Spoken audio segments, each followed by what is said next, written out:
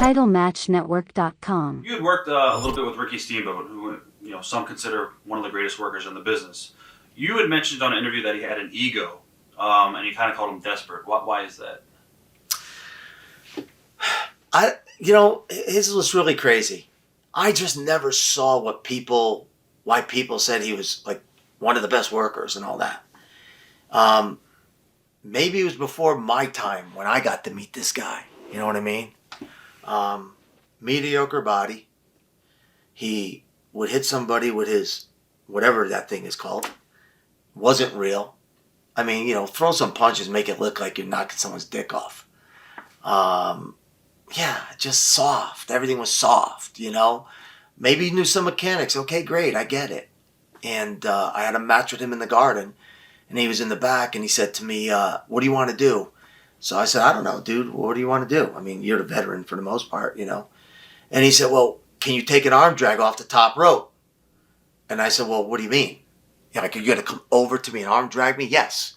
He goes, no. He goes, what I want you to do is, people know you're going to drop kick and do shit like that and cross body. He goes, jump like you're going to give me a cross body, and I'll jump up and I'll arm drag you. And I'm like, okay. I've never done it, but I'll give it a shot. In the Garden, right? Nice place to fuck up. Yeah. So then I said, okay. He goes, so what do you want to do? So I said something, whatever. And he goes, okay. So I do this for him, and it comes off without a hitch. And then all of a sudden, he's driving me back to his corner to make the tag. I'm like, well, dude, where's my spot? So, he's not doing it. So I'm like, you know what? Fuck this. That's not how it works with me. So I snap suplexed him. And when I tell you I heard his spine go, I straightened him out.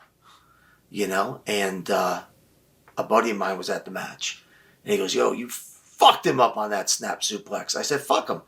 I give him a spot, and he's supposed to give me one, and he's going to tag out.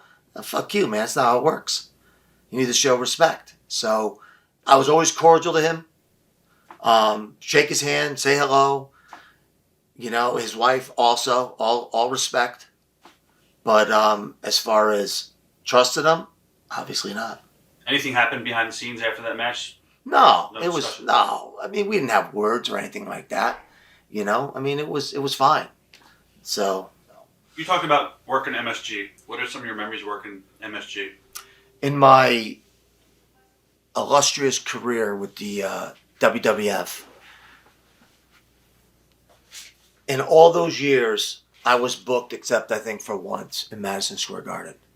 Madison Square Garden, and I've wrestled in the Silver Dome in Detroit, England, in their, hell, I can't even remember the name of that place. Wembley Arena. Was it Wembley? Stadium. No, the state. Well, I don't know. Whatever. Wembley Stadium. I know. Yeah, whatever. But anyway, there was nothing that beat the Garden. Nothing, man.